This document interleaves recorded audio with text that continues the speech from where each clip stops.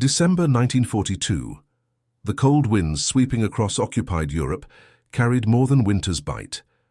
Somewhere beneath the snow-covered forests of northern Germany, concrete mixers worked day and night, their rhythmic grinding muffled by kilometers of pine trees.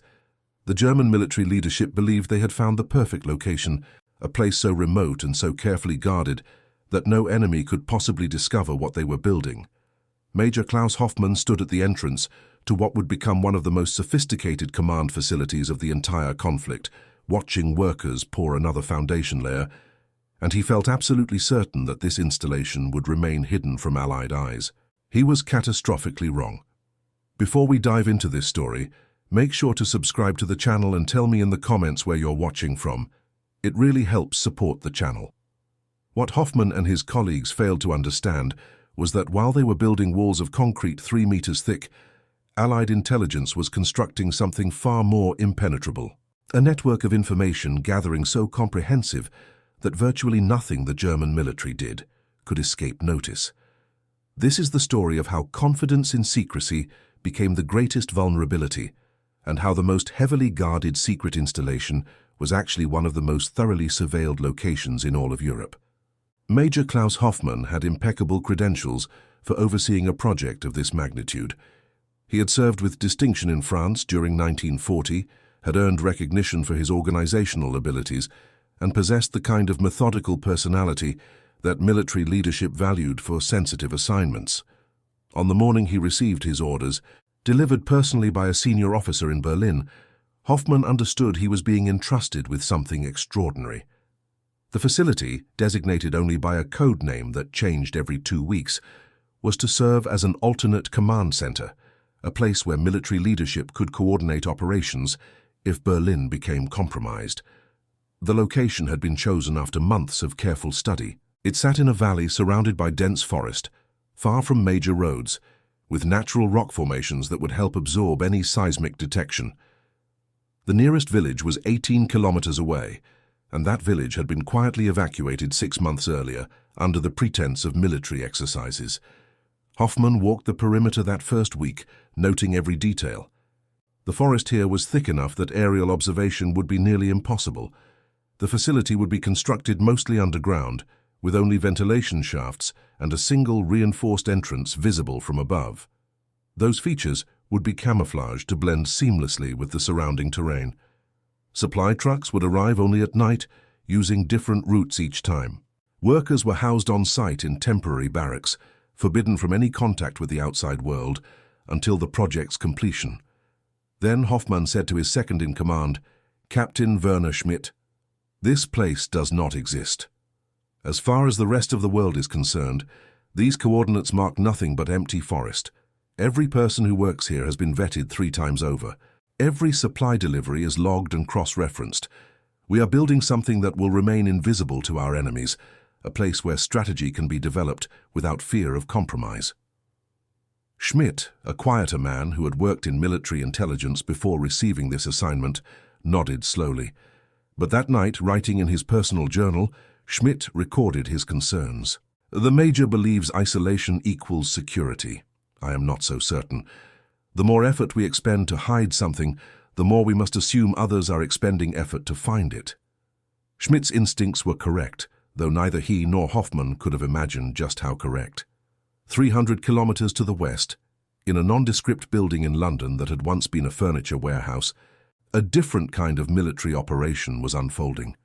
The building housed a division of British intelligence that specialized in what they called pattern analysis, the art of assembling thousands of seemingly disconnected pieces of information into coherent pictures of enemy activity.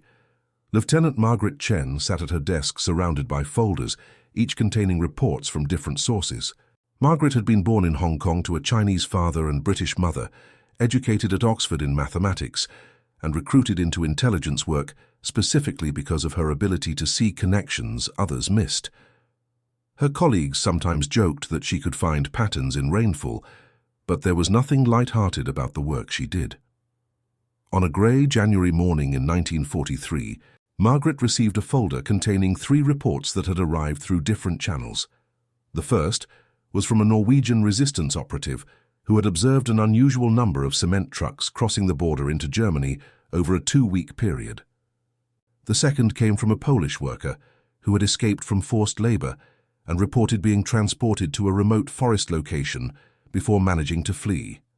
The third was a decoded radio intercept, incomplete and partially corrupted, but containing references to construction timelines and security protocols. Margaret spread the documents across her desk and began the meticulous work of cross-referencing. The cement trucks had traveled southeast from a factory in Lübeck.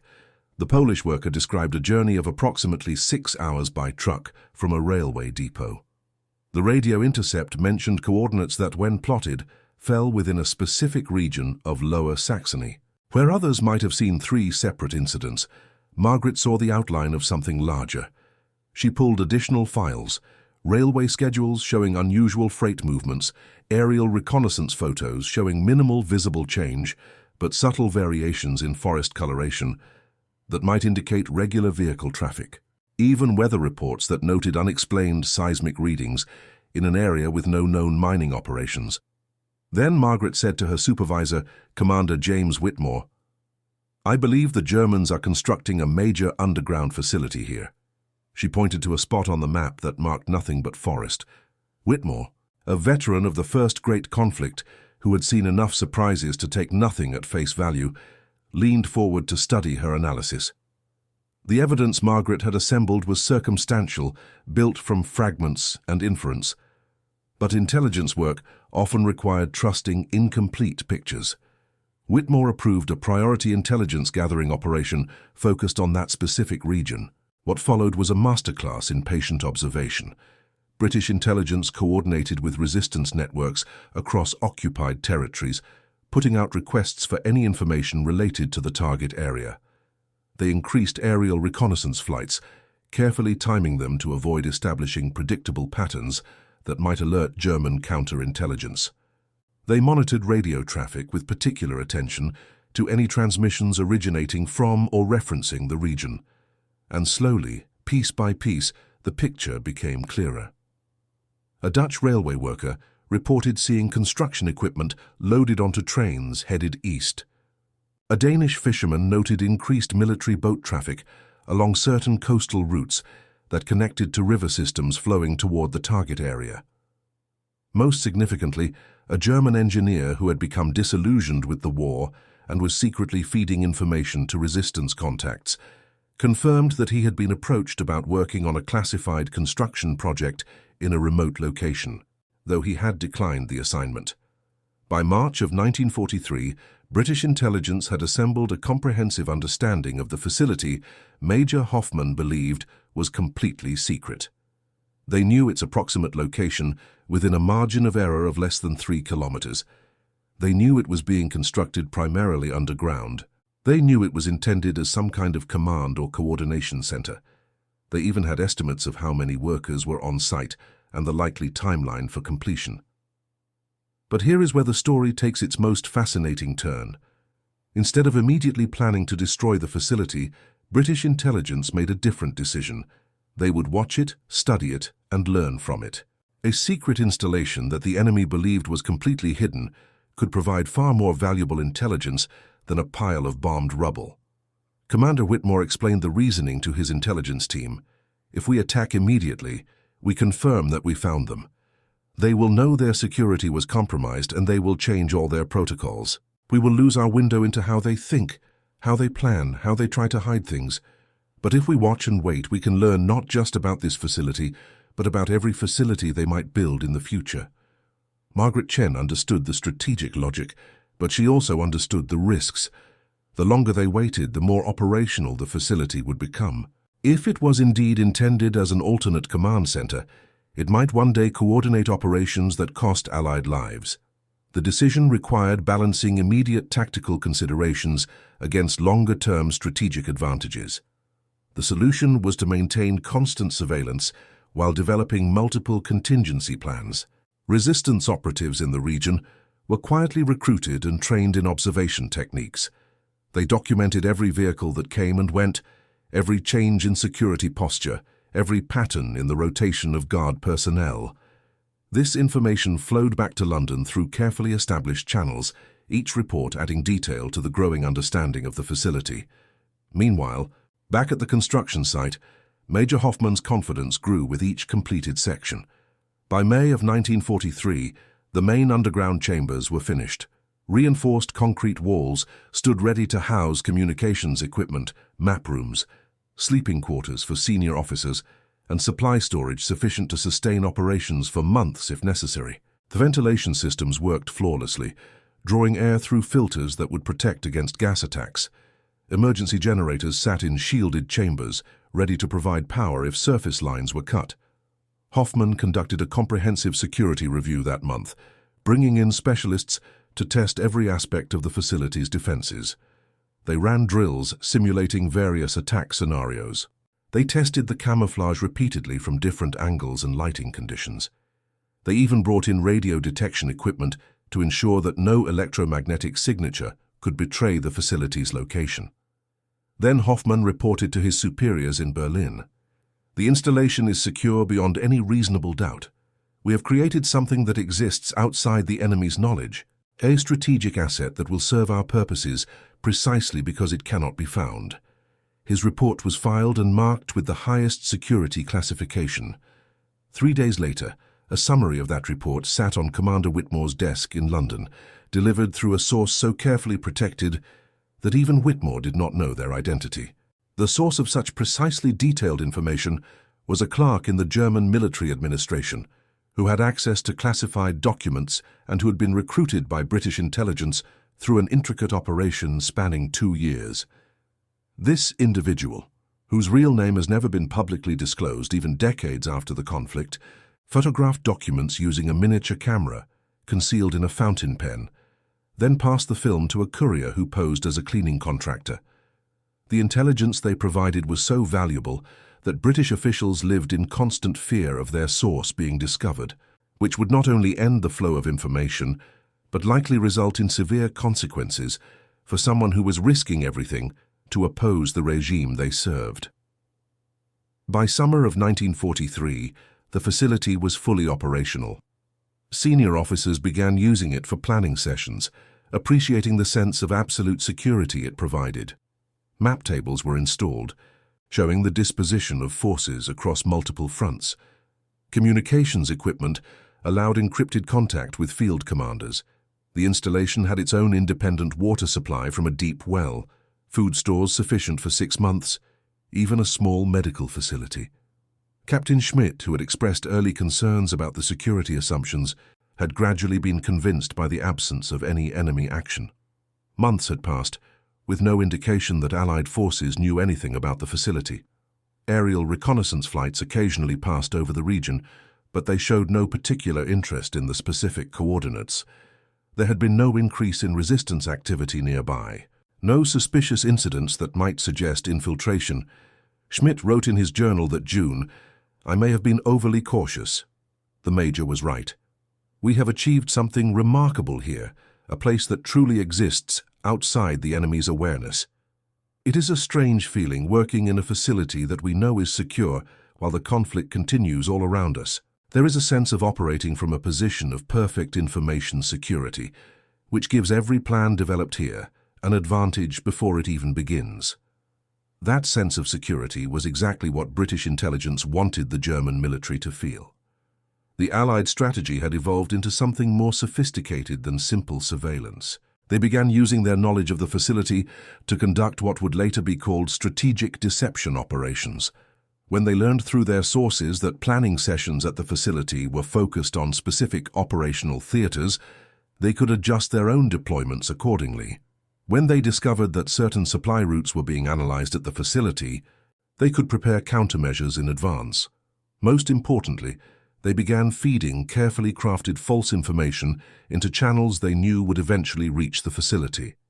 This required extraordinary subtlety.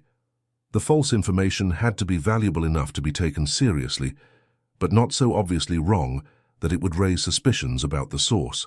It had to lead German planners toward conclusions that seemed logical, but were actually designed to waste resources or create vulnerabilities. Margaret Chen spent countless hours crafting these deception elements, working with psychological warfare specialists to understand how German military planners thought and what kind of information they would find credible.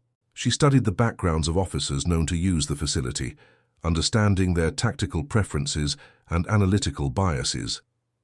The goal was not to make the enemy stupid, but to make them confident in conclusions that happened to be wrong.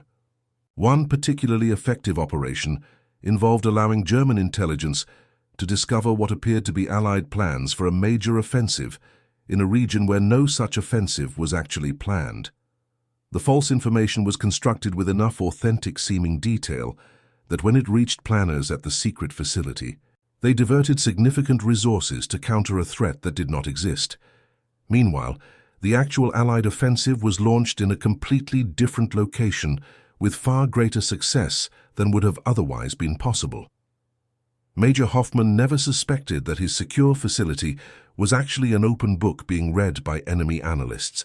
He continued to implement increasingly sophisticated security measures, each one documented by those same analysts with a mixture of professional admiration and private amusement.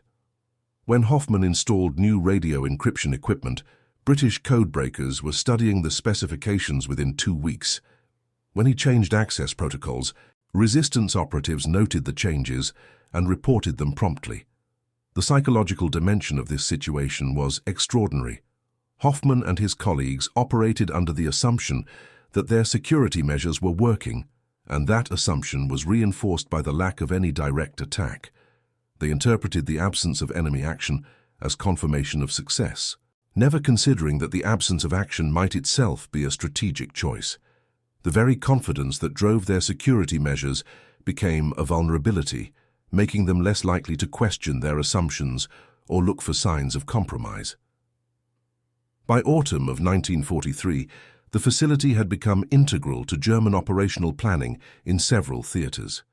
Senior leadership valued it as a place where they could discuss sensitive matters without fear of compromise. The irony was almost poetic. The more they relied on the facility's presumed secrecy, the more valuable it became to Allied intelligence. Then, in November, something unexpected happened that nearly compromised the entire Allied operation. A German counterintelligence officer named Lieutenant Heinrich Bauer, conducting a routine review of security protocols, noticed a pattern that troubled him. Bauer was methodical to the point of obsession, the kind of officer who believed that security was never complete, only adequate until proven otherwise.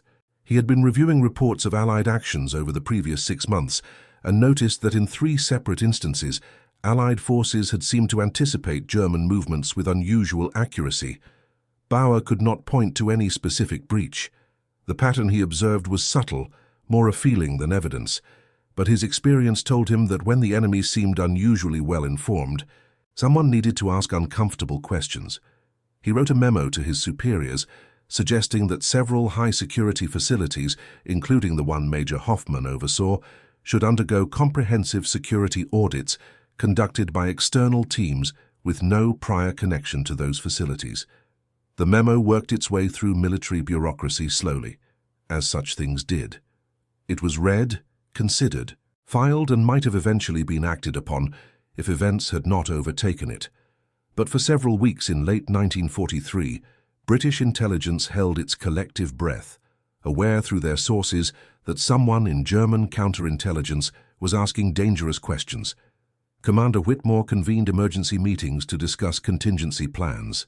If the facility underwent a truly rigorous external audit, there was a chance that the extent of Allied surveillance might be discovered. Margaret Chen argued that they should consider whether the time had come to simply destroy the facility and eliminate the risk. Others contended that doing so would be a waste of one of their most valuable intelligence assets. The debate was rendered moot when Lieutenant Bauer was transferred to another assignment before his recommendations could be fully implemented. The transfer happened for mundane administrative reasons having nothing to do with the facility, but the timing was fortunate for Allied intelligence. The security audit Bauer had proposed was downgraded to a standard review, which Major Hoffmann's facility passed without difficulty. The incident, however, had reminded everyone involved that intelligence operations always balanced on a knife's edge. One persistent officer, asking the right questions at the right time, could unravel months or years of careful work. Winter arrived, and with it a shift in the broader conflict. Allied forces were gaining ground in several theaters, and the strategic calculus regarding the secret facility began to change. The facility's value as an intelligence source had to be weighed against its potential value as a target. If the conflict progressed to the point where German military leadership needed to relocate from Berlin, the facility might become genuinely important to enemy command and control. At that point, destroying it might be worth more than the intelligence it provided. These discussions took place in London and Washington, involving senior military and political leadership. The decision ultimately made was to continue surveillance, but to develop detailed plans for a precision strike that could be executed on short notice if the situation demanded it. Major Hoffmann, unaware of any of these deliberations, continued his work with the same dedication that had characterized his service from the beginning. He took pride in what had been accomplished.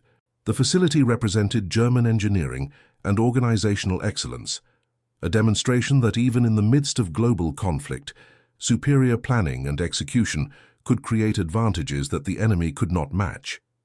In January of 1944, Hoffmann received a commendation from senior leadership in Berlin, recognizing his successful oversight of the project.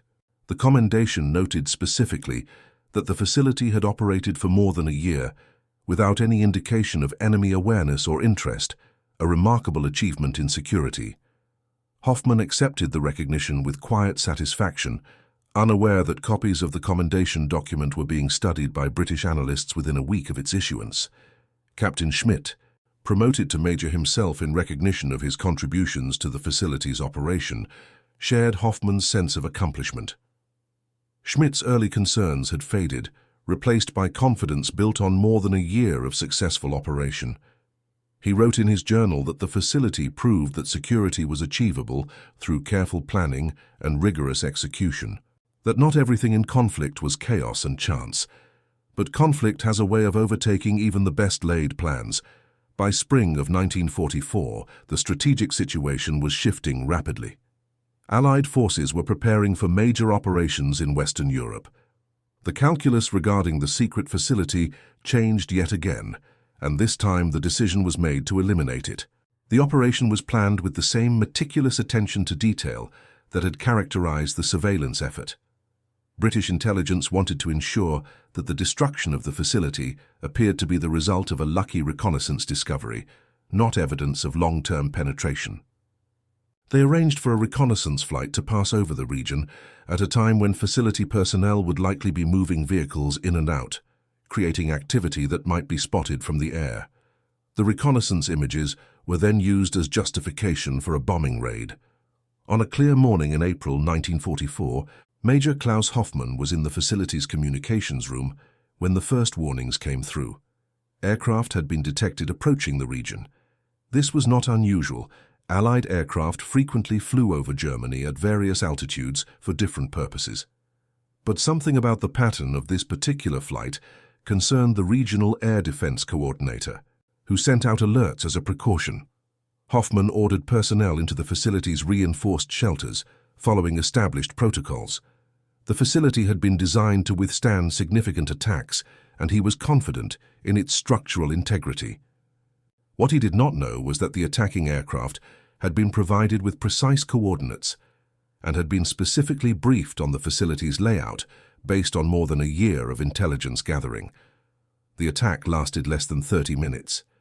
Precision bombs, delivered by experienced crews working from detailed intelligence, struck the facility's critical points: ventilation shafts, the main entrance, communications antennae, and the underground power systems. The reinforced structure prevented complete destruction, but the damage was sufficient to render the facility inoperable. Hoffmann emerged from the shelter to find his once secret installation exposed and crippled. The camouflage that had concealed the site for so long was torn away, leaving obvious scars on the landscape. More devastating than the physical damage was the realization that the attack had been too precise to be accidental. The aircraft had known exactly where to strike. Then Hoffmann said to Schmidt, his voice hollow, "This was not lucky reconnaissance, this was specific intelligence. Someone knew everything about this facility. The investigation that followed was thorough and painful. German counterintelligence officers descended on the site, interrogating personnel, reviewing security logs, searching for the breach they were now certain had occurred. They found nothing definitive. The source of the intelligence leak remained elusive, protected by the layers of operational security that British intelligence had wrapped around their most valuable assets. Major Hoffman was not blamed for the facility's compromise, as the investigation could find no specific security failure on his part. But the experience changed him profoundly. He had built his career on methodical planning and attention to detail, on the belief that correct procedures properly executed would yield predictable results. The revelation that everything he had worked to protect had likely been under enemy observation from the beginning challenged his fundamental understanding of how security worked. In his final report on the facility, Hoffman wrote something that would have surprised his earlier self. Security is not achieved through walls and protocols alone. It requires constant questioning of one's own assumptions, recognition that confidence itself can be a vulnerability, and acceptance that in conflict, perfect information security may be an illusion we create for our own comfort rather than a reality we achieve. Captain Schmidt, reading his colleague's report, thought about his own early concerns, the doubts he had expressed and then abandoned as months passed without incident. He wrote one final journal entry about the facility. "We were secure until we believed we were secure. That belief became our greatest weakness. The enemy did not need to break our walls when they could simply watch and listen, learning everything, while we congratulated ourselves on our impermeability."